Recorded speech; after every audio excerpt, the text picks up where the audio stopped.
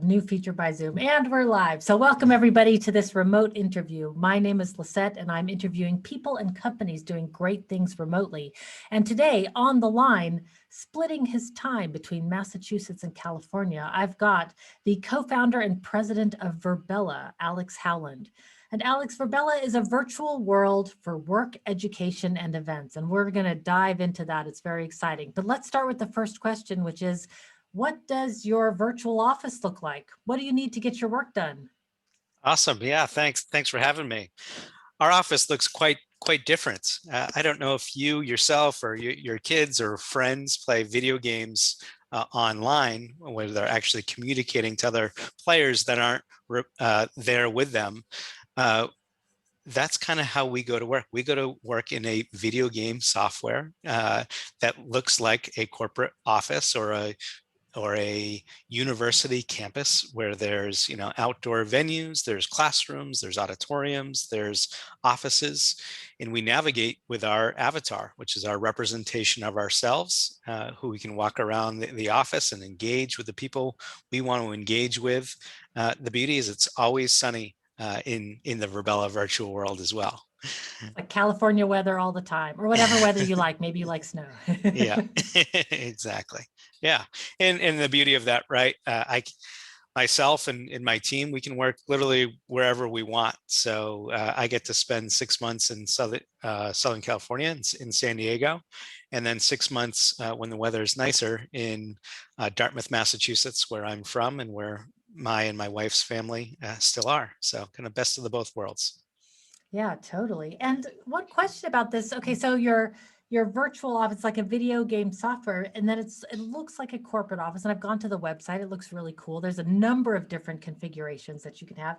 But why base it sort of and model it after an office? Why not, something, you could do anything. So why not something more fantastic like spaceships or, whatever else it would be? Why the office? Right. So the way our brains work, kind of the psychology in our minds of spatial awareness and understanding and putting ourselves in the right mindset, we need that kind of level of consistency or familiarity that puts us in the mindset of, okay, what type of collaboration am I engaging with? So having offices and conference halls and those sorts of things kind of helps us put us in the mindset of, okay, I'm here to work. And what we find is, if you put, say, 20 people in a big auditorium, you won't get much participation of those 20 people in that really large space. Whereas if you take those same 20 people and put them around a virtual conference room, you actually get a lot more engagement and dialogue amongst those same 20 folks.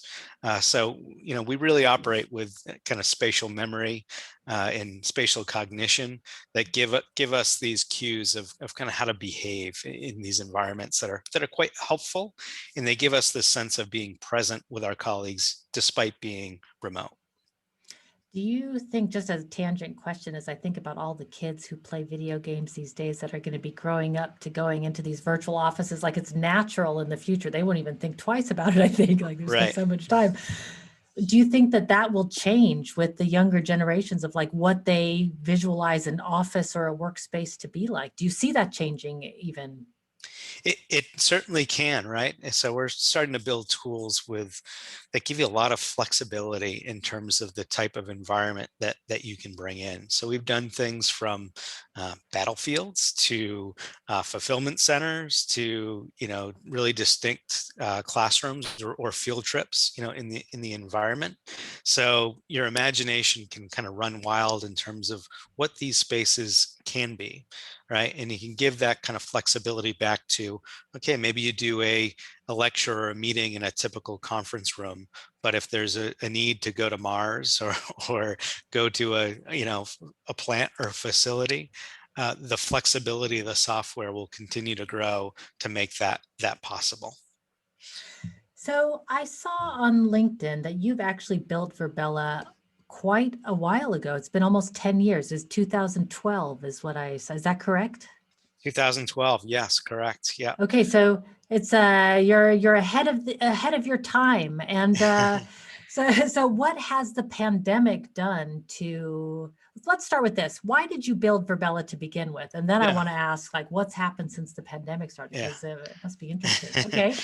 I'm actually an organizational psychologist, so I don't do any of the coding or anything like that. So the need, while I was pursuing my PhD back in 2012, the need I saw was really to build community of people who couldn't come to a physical office or university campus, and really see, we know the value through years and years of research, the value of communities of learning. The idea that you don't just learn from the boss, or you don't just learn from the teacher at the front of the room, you learn from your peers and your interactions, and you're building both your hard skills, but also your soft skills, right? By interacting and having community, you're going to develop social skills, you're going to build your emotional intelligence, you're going to have opportunity to lean into difficult conversations, and really lean into dialogue. If we can create a community of folks who are remote, we improve the learning value, whether it's in an education sense or how we develop in our careers as professionals and build our companies. So that element of community was really important. I think another interesting area is this idea of experiential learning, learning by doing. A lot of online education is passive, where you're just kind of the recipient of information, or you're watching videos, those sorts of things. But we find that we learn more and we retain more by actually engaging in activities. So some of the first events we ever ran in Verbella were business sim competitions, where we had MBA students coming in from all different parts of the world to engage in business simulations, kind of serious video games in Verbella that challenged their business acumen, their emotional intelligence, their leadership skills, how they handle time pressures and conflict, right? So a real robust tool for us to observe behavior and give feedback to those learners so they could improve as leaders and professionals. Because it's all real time, like you're interacting, you're sort of physically present. I mean, it's a Yeah, weird way to think of it. You are actually present, though, just in a new way. yeah. So I Interesting. sometimes compare it to reading a book, right? Often the book is better than the movie, right? So when we're reading a book, we don't focus on the black and the white on the paper, but rather we get immersed in the story. And very similar in virtual worlds, we get immersed in the environment uh, to a place where we feel like we're there. So right now, we're in a video conference tool, right? We can see each other's faces, but we know we're not in the same room together. In Verbella, you actually have the physical and mental feeling of being physically together, which is quite mind-boggling. Yeah, I'm a big fan of these virtual worlds. I've been promoting them for years, and I've always been surprised at how slow the uptake is for people to use these, because we've been going to a physical headquarters for so long. It doesn't seem that big of a jump to think that we should be in the future going to a virtual headquarters instead, especially since we're all headed towards this hybrid collaboration and we're going to need to find a new way of being present. What do you think the hesitancy is of people making this mindset switch?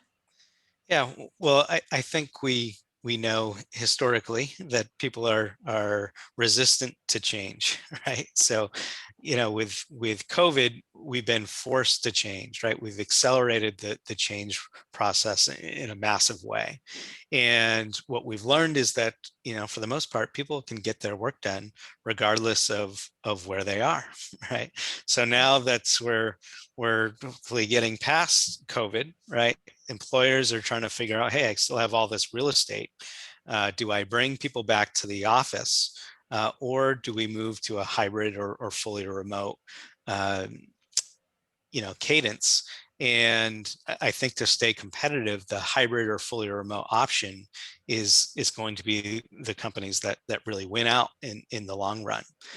So now I think CEOs are faced with, how do I build community and culture in my remote or hybrid organization? And we're seeing that adoption start to accelerate in a way to embrace new tools, knowing that while web conferencing tools are great. You can't build community on a web conferencing tool. So we need to augment those tools and find a way to build that community in a cohesive culture across our dispersed employees. It is rather strange how, with like Zoom and video conferencing tools, we get together, we talk, and then we close it up and we go and do our own thing. And indeed, the feeling of community is not a part of that experience. I mean, it can be, but it just ends up being a meeting and then not really a collaboration, Right. which is a totally different thing. So, what's happened then with Verbella since the pandemic? What have you seen change as did you get like a massive growth, massive number of people coming to you guys saying like, okay, help?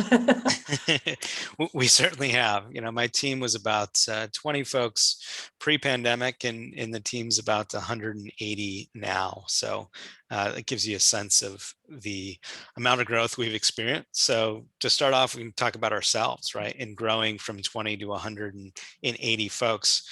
If we were just recruiting where we started in San Diego, we never would have found, the talent in time. So it's nice that we're able to recruit from all over, mostly domestically in the United States, but a handful of employees outside the US as well, really quickly, in a way where people felt that they were part of the headquarters, right? There was no, hey, I'm ostracized because I'm not in San Diego, or I don't feel like I feel like I'm disadvantaged. I don't have as much access to leadership and those sorts of things. Because we're all working in the platform on a day-to-day basis, there's a lot more transparency. I can manage by walking around. I can walk around offices. Oh, there's a customer success meeting happening right now. Oh, there's that customer. I'm glad to see, we're having a dialogue with the customer. Oh, here's, a legal meeting, whatever it may be, and get a sense of what's going on. And what we also find is that the most important elements often happen between those scheduled meetings. So we still have scheduled, meetings, of course, but before and after, what you'll see is pockets of people coming or going from that meeting will have side discussions in a way that you can't have in a conference platform, web conferencing platform. And those engagements, we think, is where innovation happens, where team building occurs. You really get to see your culture come alive, kind of between those meetings and the happenstances of just colliding into each other in the hallways. So describe for us a bit what it's like to go to work in a virtual. So like you sit down at your desk, you open a browser, like Yeah. how does it work? Like How does it logistically, work? take us on a little tour. Yeah, sure. So there is a client download. So the first time you engage, you're going to download some software onto your computer. And then just like any application on your computer, you're going to open it and get a login screen, and you're going to log in. And then you arrive in a landing area and with your avatar. And we have 24/7 concierge at the welcome area. So when you log into Verbella, just like maybe when you get to a corporate headquarters, there are people there to greet you. Real people, not bots, not robots, actual people to check in, say hello. Do you need any help with anything? Maybe you had an issue with your headset or something. They're going to help you out and then wish you along your way. And then you can decide you're in this kind of open air campus type feel, and you can decide to walk your avatar to your office building, or I often teleport, right? So go to, Verbella office, my office, and then we're in a suite of offices. Imagine a floor of offices, corporate offices, where, there's some shared space in the middle, there's some conference rooms, and there's also, individual offices. So I'll walk my avatar over to my office. I have personalized my office. So I have pictures of my family up. in the office. I might stop and say hello to someone I'm passing by, as I'm going to get there. And then I can have a seat if I need to do some individual work and don't want to be bothered. I can actually close my virtual office door and kind of hang out, or leave my door open. And oftentimes people will, just like in a physical office, will come in and out, say good morning, ask a quick question, see if they can get some time on my calendar, later in the day. And then we might engage in, some more formal, traditional scheduled meetings, where we're meeting in a conference room with 10, 20 people. Once a week, we do a all hands meeting in our conference hall, which looks like a big conference hall with lots of round tables. And what's nice is we can turn on what we call private volumes around those tables that support about 6 people. So 180, people will come in, sit at these tables with the private volumes on. So now they can actually chit chat at their respective tables before the meeting starts, right? An opportunity again to have cross-team collaboration, a little, how was your week? It was Father's Day yesterday. How was your Father's Day? Check in with folks, again, on a personal level. And then when we're ready to start the meeting, I can turn off those private volumes. So now everyone can hear me. I usually give them a little 30-second heads up. Private volumes are going to come down. But when I turn off those private volumes, you just hear a ton of chatter, laughter, excitement, that same kind of energy that you get in the physical office is there in the room, and people are like, oh, I guess we're, back to the full group now, and they quickly quiet down, and we move into our formal meeting. So those in-betweens are really important. We always end our all hands meeting with a avatar all hands in. We literally circle up as avatars. We put our hands in the middle of the room and kind of do a hurrah together as a tradition. So you can build those rituals, which we think are really important to team development. Surprisingly important, it turns out. The research shows like ending on a high note or having a ritual like that is actually surprisingly important for team building. We're going to get to that because you're an organizational psychologist. So I've got a couple of questions on team building for you. Yeah. But it sounds brilliant actually to have those small tables, because often when you're coming into a big meeting and then there's like a little bit of chit chat, it's between the host and a person, and the rest of the 20 plus people are just sitting there sort of listening to one or two people talk. But if I could just go to a private table and move around and just hear who's at that private table and yet still be with the entire group, so I know that Right. I'm not missing out, and it's not a separate breakout room. Sounds brilliant. Love it. I love that. It sounds like a great feature. So one of the things that we noticed during the pandemic is that we were just as productive as in previous years. So productivity was not the issue. We were magically, surprisingly able to still get our work done. However, burnout was a big issue, and I'm hearing this from organizations all over the world. And when I was researching you and the emails that you had sent to me, you said that burnout is actually that you had noticed burnout was an issue too. How can virtual worlds help mitigate this issue of burnout? Yeah, it's a good question. And burnout certainly is something to kind of overcome when we're working remote. I think when folks are in the office, there's often presenteeism, right? This sense of, hey, I'm in the office, so count me as at working, despite the fact that Right. I might not be working. And as long as you showed up, you can mark yourself as present for the day. Where now people need to kind of demonstrate their worth, or demonstrate their output as more important than the time that they put in. So I think people put a lot of pressures actually on themselves to really produce and really kind of contribute while working remote, which can lead to burnout. Some things that we think about, one is the ability to just shut down the office, right? So again, that kind of transition from your home to the office, there's a commute there, there's kind of an opportunity to shift your mindset or your mental models. With Verbella, it's somewhat similar in the sense that when we get immersed in the office, we're present in the office. I'm thinking a lot more actually about the virtual office than my physical surroundings behind me or aside from me. I feel like I'm really present in there. Uh, Similarly, when I leave the office, I can shut it down, right? And I'm actually kind of separating myself from the office and helping shift my mindset back to the physical world and in my family life.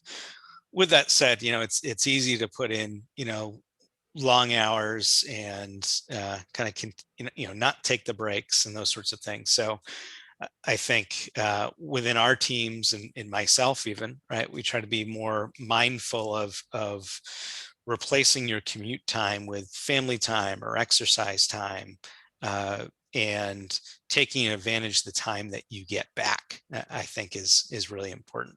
I woke up this morning, I got about 45 minutes to play with my 2-year-old before engaging with work. I had a personal trainer actually come over to the house and worked out with her for 45 minutes, showered, and then came to my desk and fired up the virtual world to then engage in my work. So there's no, I think, easy button. I think you need to set the culture within your organization, model it as leaders, and really push people to really be off when they're off, and not constantly checking emails, Slack messages, or jumping in world. So how do you have any agreements on your team in general about what are like core hours or when people are expected to be on and off? How have you navigated that with your own team? Yeah, so we're big on distributing leadership and not doing kind of what we call bureaucratic, top down approaches, where what works for one team might not work well for another team. So let's take our engineering team, for example. A lot of them have flexibility. Some of them work a 4-day work week. Some of them prefer to work evenings and kind of sleep in mornings, and we provide that flexibility. For our sales folks or our concierge folks that are really, the work is on specific times, that wouldn't work as well.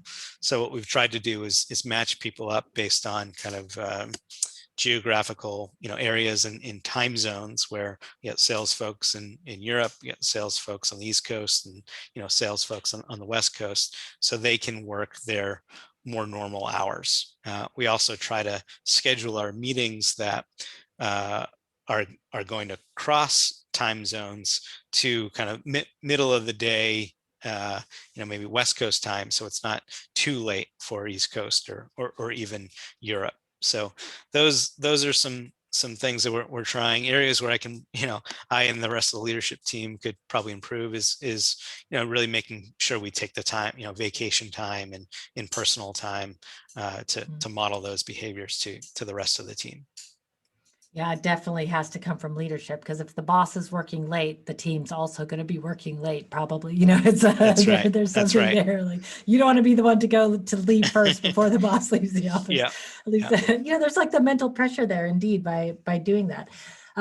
Super interesting. So you're leaving it basically to the teams then to decide. Like the engineering team, they can be a little bit more wiggly about the hours because they don't necessarily need to collaborate in synchronous time or in real Yeah. time together. Whereas Yeah. the sales team, you're there with clients and other people, so you may need to. And I like that idea of having every team choose for themselves, because teams know what they need. And certainly if teams needed to overlap, they would make that happen too. Like the engineers would also work normal hours if it was needed for the work Yeah. to be Yeah. done, I'm assuming. Yeah. Another thing we do is town hall meetings, right? Which are really informal meetings on topics that are pressing. So burnout came up, in our, I think our last month's session, right? Where the staff brought it up, and then it was a dialogue on what can we do as a team. And again, it wasn't this is what leadership is going to force or tell the organization, but this is a dialogue within our community, right? We preach community, everything's back to the community. As a community, what do we think are best practices that we can put in place that would help reduce the chance of burnout? Right. And, so you get a lot of creative ideas coming from staff around, time of meetings, how we do things more asynchronously than synchronously, how we respect, each other's, you know, virtual space. And some teams like to work where everyone's in the same office together. Others like to, close their doors for a little while to get some really time to just be head down, focusing on their individual work. Yeah, it's one of the things we've really come to realize is that everybody has such different working styles. There's some people that need to be That's right. totally alone, and others that love the chatter and the buzz of people around them. Yep. And yeah, it's killer for either one to work in each other's environments. So that's Yeah. one of the nice things about being able to customize your own. So a couple of questions that have just come up. You mentioned your asynchronous practices versus synchronous. That's also a huge topic that's come up in the last year as people have been sort of overloaded by meetings, trying to take what they did in person and sort of translate it directly online. What are some of the asynchronous practices that you guys have adopted at Verbella for yourselves? Yeah, so we've tried to really push on documentation, right? Growing from 20 folks to 180, sometimes Huge. as you're learning it for the first time, we're documenting it for the first time. So a big push towards documentation that will be around SOPs and meeting minutes, to best practices, to training resources, wherever we can document. We document even in our objective and key results, or OKR processes, where as a leadership team, we're trying to get those down and have meetings around it, but shorten those, consolidate those meetings by doing as much asynchronously as possible. Anything that's a status update can be done asynchronously, in tools like Trello, where people can go and review those status updates. And then we can spend our time together in the meetings, really focusing, where do people need support? What are blockers that need to be unblocked, maybe by a different team, so people can deliver on their OKRs? What teams might be struggling and just need some ideas, or do we need to reprioritize if we're not going to be able to get to all of them?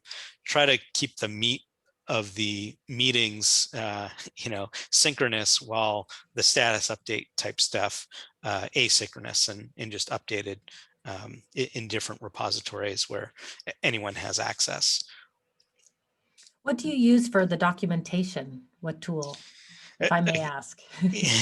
Yeah, so some areas we use Trello boards. We use, I'm going to forget the name now. Wow, it's an Atlassian tool.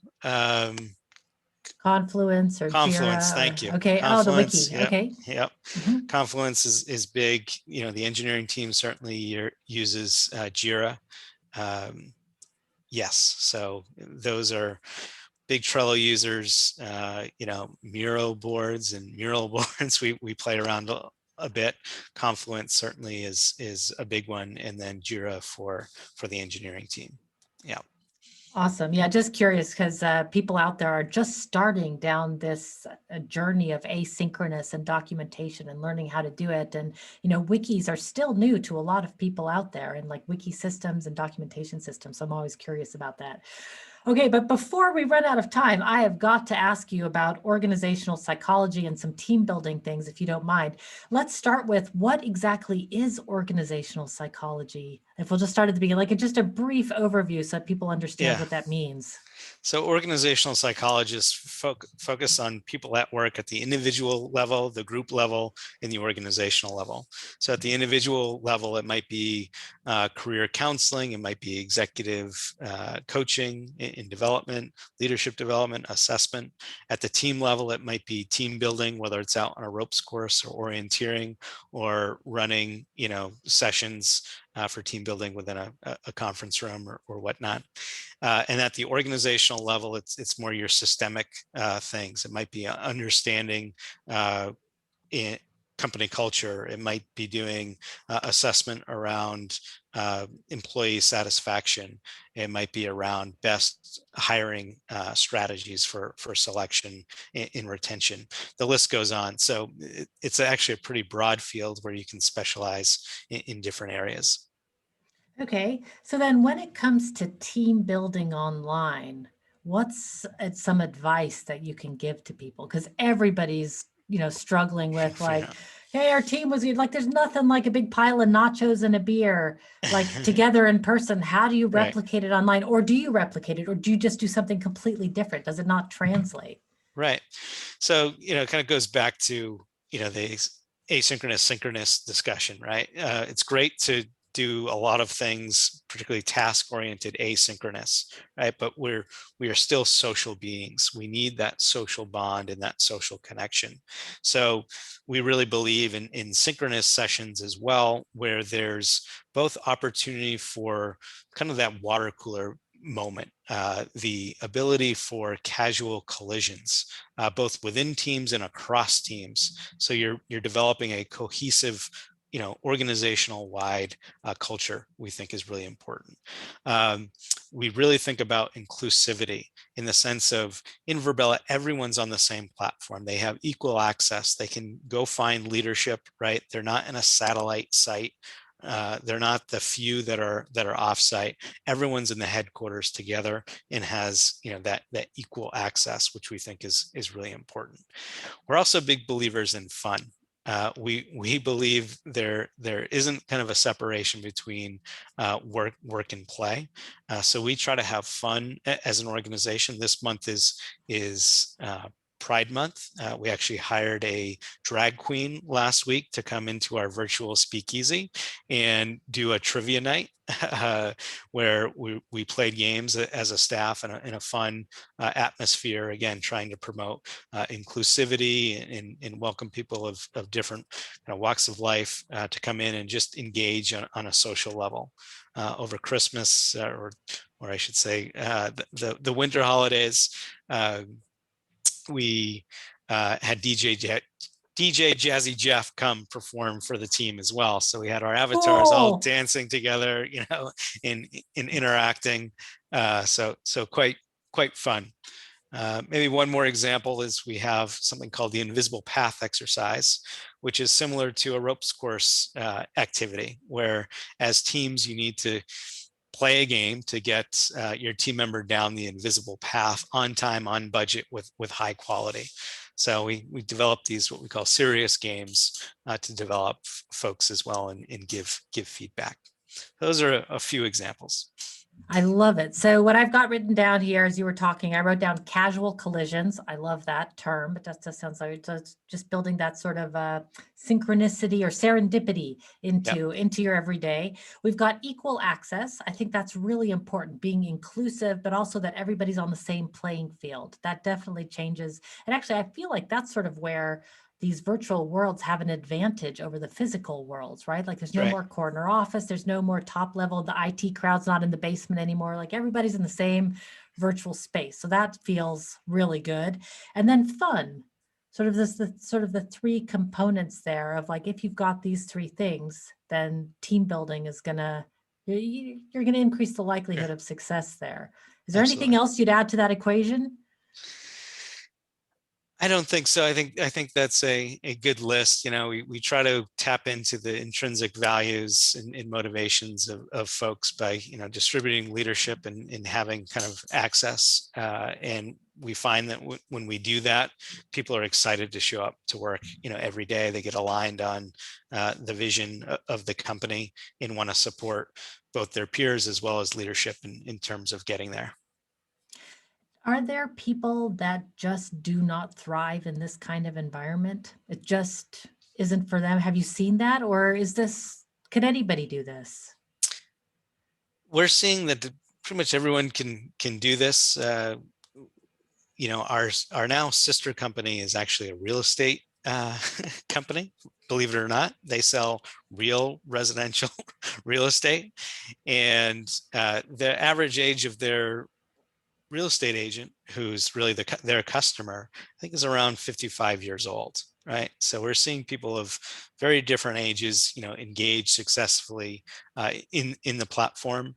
Our sister company has grown from 1,000 agents to 55,000 agents in 5 years. Wow.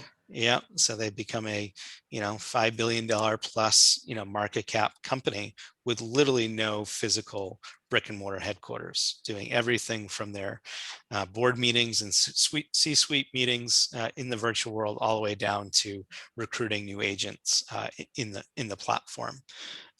So lots of different use cases with diverse set of people for diverse purposes. We're seeing with lots of success. We hear from introverts that they feel more comfortable kind of leaning into discussions, and then the extroverts say, oh, I can finally engage with people where I haven't been able to the past year. So it's been interesting and fun to watch the progression over the years, and particularly the past year. Yeah, I can imagine. The past year was sort of awesome in certain ways for everybody. Interesting Yeah. and awesome for certain tech. There's certain things that was like everybody finally understood that remote was possible, and in some cases preferable. So how tech savvy does one need to be to learn these virtual worlds? Because everybody's got this sort of impression of like Second Life and these virtual worlds where it's really hard. It's like learning how to play the piano in some of these virtual worlds. I'm assuming Verbella is much easier than that. How tech savvy do you need to be? We try to make it as simple as possible, right? So once you get into the environment, you can point and click where you want to go, and your avatar will go there. Or you can use your arrow keys whatever you prefer. Some people prefer to walk to offices. Others can just a couple of clicks and teleport to the office that you need to be at. Again, we staff the environments just like you'd staff a physical office. So if you do need help or have questions or not sure how to get your microphone on, even if there's a big green microphone button That's telling you technology, to right? turn your microphone on, there's folks to support. And that's back to the community element, right? What we see is once we kick a new customer off or a new world off, it's my team maybe teaching those initial people, but very quickly the community supports the community, right? And Right. your everyday users are supporting others who may be struggling a little bit. And again, we try to make it super user friendly and easy to use. I love that, because indeed the community will eventually support the community, especially if you've got a good team culture. Then you've got sort of a culture of support where people want to help each other because you're all on the same team, and so you want to help each other succeed.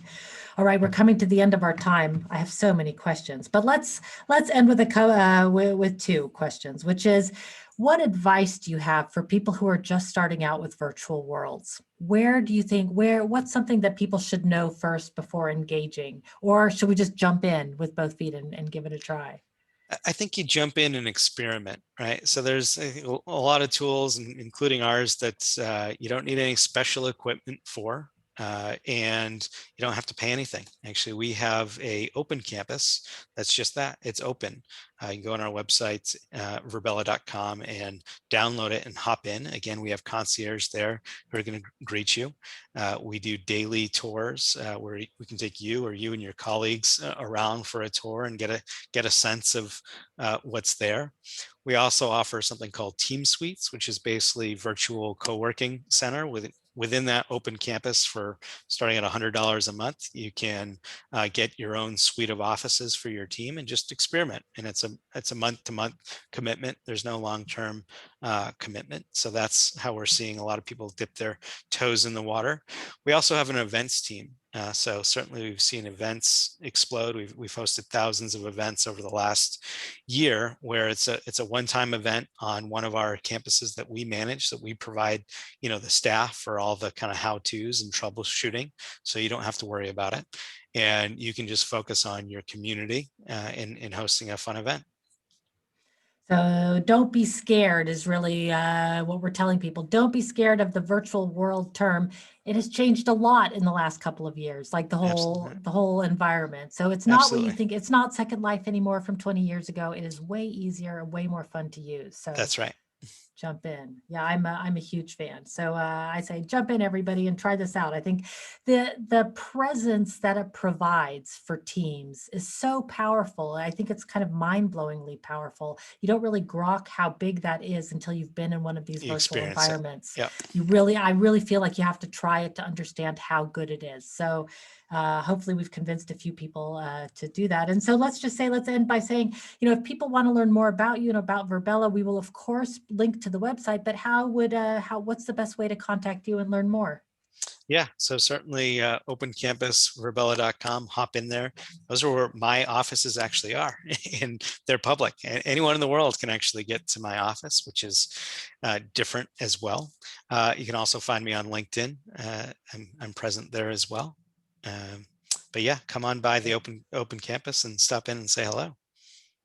Yeah, nothing to lose. You'll just be greeted by a lot of friendly people and experience a new form of presence, which is long overdue, I feel. I mean, Absolutely. we used to fly all over the world to just sit Ugh. in a 2-hour meeting. That's Ugh. crazy. Brutal. Brutal. Yeah, indeed. Brutal for so many reasons. So it could be so much better. All right. Well, Alex, thank you so much for your time today. I really appreciate it. Thank you. Appreciate you. All right, everybody. Until next time, be powerful.